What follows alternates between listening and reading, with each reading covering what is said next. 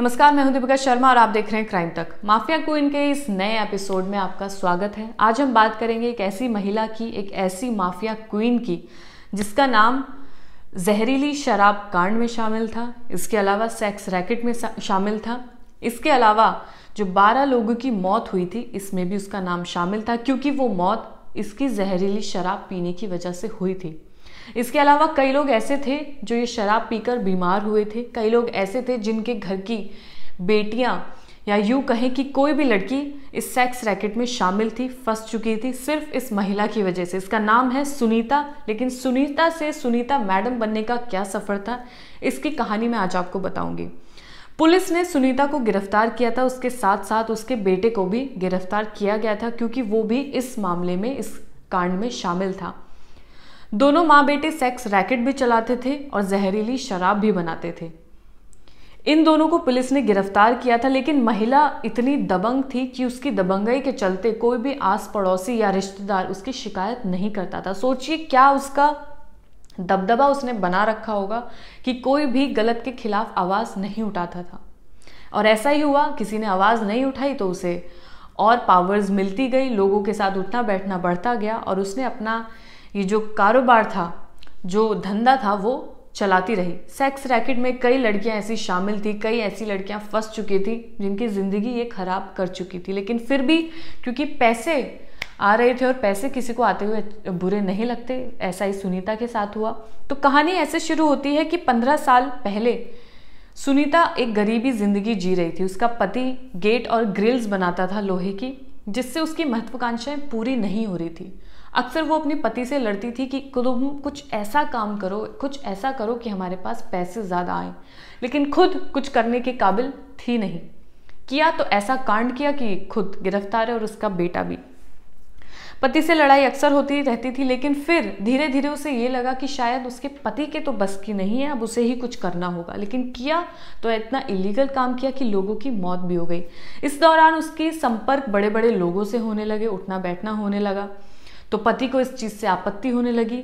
वो उसे बोलने लगा कि तुम गलत काम में शामिल क्यों हो रही हो, इससे हमारा फ्यूचर खराब हो सकता है, हमारा बेटा भी है, उसका फ्यूचर भी खराब हो सकता है। लेकिन सुनीता की महत्वाकांक्षा इतनी थी, उसको इतना कुछ करना था, उसे पैसे कमाने थे और अपनी ज़िंदगी को बदलना था, और वही उसने किया।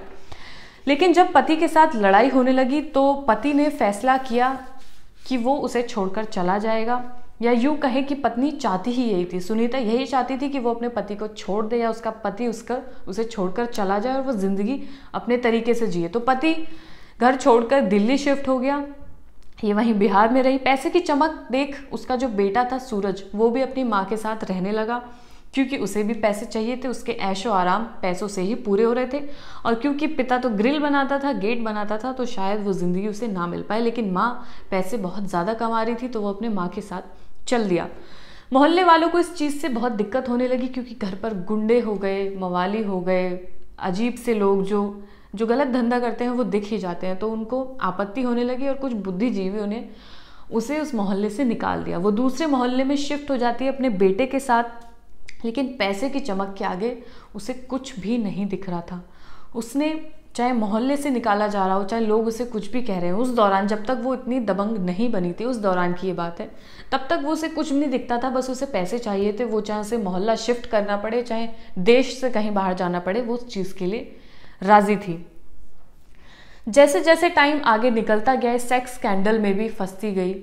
उस धंधे को भी इसने बढ़ाया। उसके बेटे ने भी आइडियाज़ निकाले कि कैसे इस धंधे को एक्सपैंड किया जाए, और उन्होंने किया भी। 2016 में बिहार में शराब बंद कर दी गई थी। वहीं से दोनों को एक बूस्टअप मिला जहरीली शराब बनाने का, क्योंकि पैसे कम लगते और जब शराब बंद हो चुकी थी, तो ऐसे में जो शराब पीने वाले, जो शराबी हैं, उनके लिए ज़िंदगी काटना, या यूँ कहें सुबह से लेकर शाम काटना भी मुश्किल हो जाता है। जहाँ घड़ी में टाइम हुआ नहीं कि उन्हें तलब लगने लगती है। तो ऐसे में अगर कहीं से ब्लैक में शराब मिल रही है तो कोई क्यों ना खरीदे। तो जब बिहार में शराब बंद हो चुकी थी, तो यहाँ से इसका मार्केट बढ़ने लगा।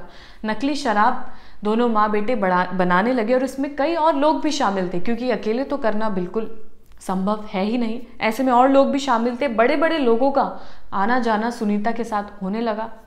उसके घर पे आते थे।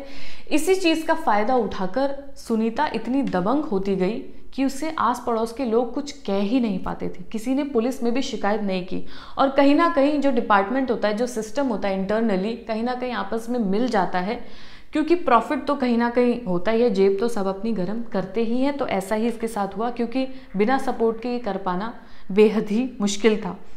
अब पैसा आता गया और ये अपना इन्वेस्टमेंट करती रही। सुनीता ने अपने पैसे बैंक अकाउंट में जमा करवाए, जो कि जब सीज किए गए, जब इसको गिरफ्तार किया गया था तो इसके अकाउंट को फ्रीज किया गया।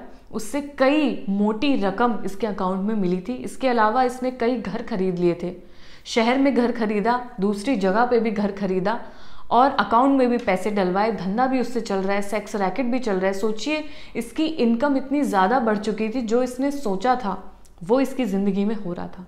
बेटा भी खुश, माँ भी खुश, लोगों के साथ उठना बैठना, मोहल्ले में दबंगाई दिखाना, पैसे आना, मकान खरीदना, ज्वेलरी खरीदना, बैंक में अकाउंट में पैसे डालना, ये सब वही चीज़ें हो रही थी जो सुनीता हमेशा से चाहती थी।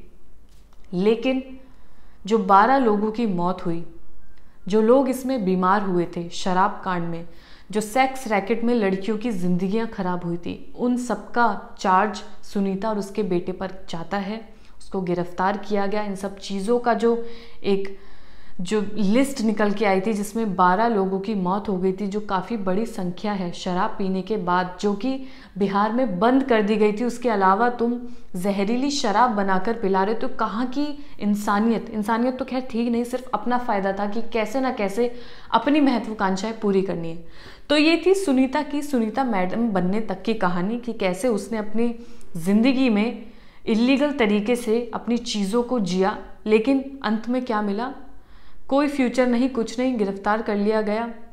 तो ऐसा ही होता है जब आप ये सोचते हैं कि कैसा स्टेप आप बढ़ाते हैं अपनी ज़िंदगी में, सही तरीके से या गलत तरीके से। सुनीता ने गलत तरीके से बढ़ाया तो उसका अंजाम वो भी भुगत रही है, उसका बेटा भी भुगत रहा है। उसके पति ने इस चीज़ से अपना रास्ता हटा लिया था, तो वो जहाँ भी होगा अपनी ज़िंदगी जी रहा होगा।